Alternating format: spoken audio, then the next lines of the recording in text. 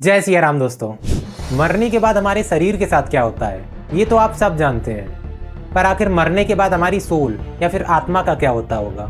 हम मरने के बाद क्या देखते होंगे, कैसा महसूस करते होंगे, और साइंस के पॉइंट ऑफ व्यू से मरने के बाद आखिर क्या होता है, ये सब जानेंगे हम लोग इस वीडियो में। मरने के बाद हमारे शरीर को अलग अलग धर्मों में अलग अलग तरह से ख़त्म किया जाता है। जैसे मुस्लिम्स और क्रिश्चियंस में डेड बॉडी को दफनाया जाता है और हिंदुओं में उसको जलाया जाता है।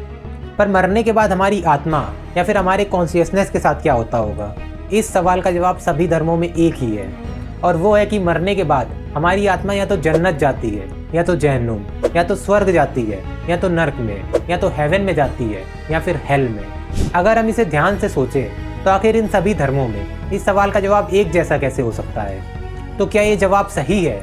क्या हम लोग मरने के बाद भगवान के पास जाते हैं? आइए एक बार साइंस के पॉइंट ऑफ व्यू से जानते हैं कि आखिर मरने के बाद क्या होता है। अगर किसी इंसान की नेचुरल डेथ होती है तो सबसे पहले उस इंसान के अंदर उसका हार्ट काम करना बंद होता है और उसके बाद उसकी बॉडी में ब्लड सर्कुलेशन रुक जाता है। पर हमारा ब्रेन तुरंत स्टॉप नहीं होगा, वो हमारी डेथ के कुछ देर बाद बंद होगा। और ये जो किसी इंसान की डेथ के बाद का समय है, जब तक उसका ब्रेन अलाइव रहता है, इस टाइम को हम लोग बोलते हैं near death experience. Near death experience पर फॉरेन यूनिवर्सिटीज़ में काफ़ी डिटेल में रिसर्चेज ऑर्गेनाइज कराई गई हैं, और वहाँ पर नियर डेथ एक्सपीरियंस के बाद जब लोगों से पूछा गया कि आखिर उन्होंने मरने के बाद क्या देखा, तो उनमें से ज़्यादातर लोगों ने ये बताया कि मरने के बाद उनको बहुत ही अजीब और बेहद डरावने विजुअल्स दिखाई दिए। उनको बहुत ही रोशनी वाली जगह दिखी, कुछ को काफ़ी डरावने चेहरे भी दिखे, कुछ को अपनी फैमिली के साथ बिताए गए मोमेंट्स भी दिखे। पर उनमें से बहुतों के बयान डरा देने वाले थे। जैसे कि मरने के बाद कुछ लोगों ने बताया कि वो खुद को हवा में उड़ता हुआ पा रहे थे, और वो डॉक्टर्स को अपनी ही डेड बॉडी का इलाज करता हुआ देख रहे थे। यहाँ तक कि इंटरव्यू में उन लोगों ने वो सारी बातें भी बताई जो डॉक्टर इलाज के दौरान कर रहे थे। ये बात सुनने में ज़रूर डरावनी लगी, पर अगर हम इस बात पर ध्यान दें कि मरने के बाद अभी भी हमारा ब्रेन काम कर रहा था, और मरने के बावजूद भी वो लोग डॉक्टर्स की सारी बातें सुन पा रहे थे, और उसी हिसाब से उनका ब्रेन उनके माइंड में एक विजुअलाइजेशन तैयार कर रहा था। साइंस आफ्टर लाइफ के बारे में सिर्फ नियर डेथ एक्सपीरियंस तक ही जानता है। मरने के बाद हमारी सोल क्या महसूस करती होगी और वो कहाँ जाती होगी, इसके बारे में साइंस कुछ नहीं जानता।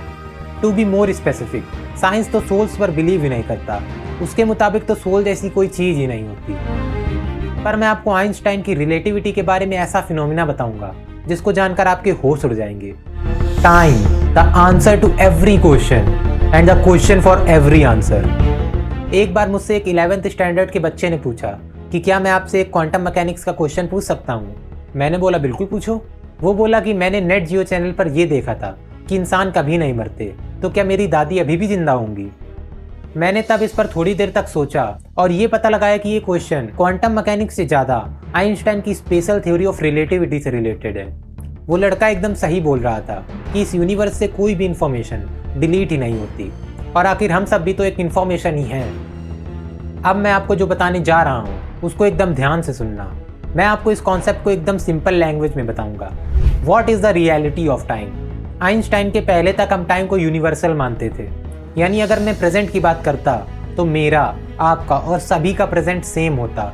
पर बाद में आइंस्टाइन ने बताया कि टाइम इतना भी सिंपल नहीं है, और टाइम को कॉम्प्लेक्स बनाती है लाइट की फाइनाइट स्पीड। यानी लाइट की स्पीड सबके लिए सेम है, फिर चाहे वो कितनी भी तेज चल रहा हो या फिर वो एकदम रुका हुआ हो। और लाइट की यही फाइनाइट स्पीड इस यूनिवर्स में काफ़ी फंडामेंटल इफेक्ट्स क्रिएट करती है। जैसे कि अगर मैं आपसे पूछूं कि ये जो स्क्रीन आप देख रहे हैं क्या सच में ये वहीं पर है, तो आप लोग बोलेंगे कि बिल्कुल, मैंने फ़ोन हाथ पर पकड़ रखा है तो स्क्रीन मेरे हाथ के आगे ही होगी। पर अगर लाइट की स्पीड फाइनाइट है तो लाइट को स्क्रीन से आपकी आंखों तक जाने में कुछ समय तो लगेगा ही। यानी कि प्रेजेंट टाइम में आप उस स्क्रीन के पास्ट को देख रहे हैं। तो क्या इस वक्त आप अपने आसपास जो भी देख रहे हैं, क्या वो सब एक इल्यूजन है? वो सारी चीज़ें क्या इस वक्त अपने पास्ट फॉर्म में हैं? आप इस वक्त या फिर राइट नाउ में नाउ को कैसे डिफाइन करेंगे? आइए एक एग्जांपल से नाउ वर्ड की कॉम्प्लेक्सिटी को समझते हैं। मान लीजिए कि एक बहुत ही लंबी सी ट्रेन आपके सामने से जा रही है। उस ट्रेन के मिड में आपका एक दोस्त बैठा है। अब उस ट्रेन के एक्सट्रीम पॉइंट्स, यानी ट्रेन का सबसे आगे का हिस्सा और सबसे पीछे के हिस्से, दोनों की लाइट्स एक साथ ऑन की गई और वो लाइट्स ब्लिंक होने लगती हैं। अब अगर आपसे पूछा जाए कि क्या वो लाइट्स एक साथ ब्लिंक हो रही हैं, तो आप बोलेंगे कि हाँ। पर वहीं दूसरी तरफ जब ये सवाल आपके दोस्त से पूछा गया तब वो बोलेगा कि नहीं, लाइट्स अलग अलग टाइम पर ब्लिंक हो रही थी। तो ऐसे लाइट की फाइनाइट स्पीड की वजह से हर एक का टाइम अपना अलग होता है और इस फिनोमिना को बोलते हैं रिलेटिविटी ऑफ साइमल्टेनिटी। और इस प्रॉब्लम को सॉल्व करने के लिए आइंस्टाइन ने स्पेस टाइम को डिफाइन किया, जिसमें उन्होंने बताया कि स्पेस टाइम प्रेजेंट मोमेंट में एग्जिस्ट करता है, जिसे हम लोग ब्लॉक यूनिवर्स बोलते हैं। और इस ब्लॉक यूनिवर्स में प्रेजेंट, पास्ट और फ्यूचर सब एक साथ एग्जिस्ट करता है। इसमें आप किसी भी टाइम को स्पेशल नहीं बोल सकते। और साइंस में एक कॉन्सेप्ट है कंजर्वेशन ऑफ क्वांटम इंफॉर्मेशन का, जिसके मुताबिक इस यूनिवर्स से कोई भी इंफॉर्मेशन डिस्ट्रॉय नहीं होती, बस वो इस यूनिवर्स में स्प्रेड हो जाती है एक जगह से दूसरी जगह। यानी कि अगर कोई मर गया है तो वो इस यूनिवर्स से हमेशा के लिए ख़त्म नहीं हुआ है, बल्कि वो भी इस यूनिवर्स की एक इन्फॉर्मेशन ही तो है और हम उस इन्फॉर्मेशन को कभी भी एक्सेस कर सकते हैं। हम उसके उस लाइफ स्पैन में उससे कभी भी कांटेक्ट कर सकते हैं। बस हमें ऐसा करने के लिए एक टेक्नोलॉजी की ज़रूरत पड़ेगी जो कि मोस्ट प्रोबेबली फ्यूचर में तैयार हो जाएगी।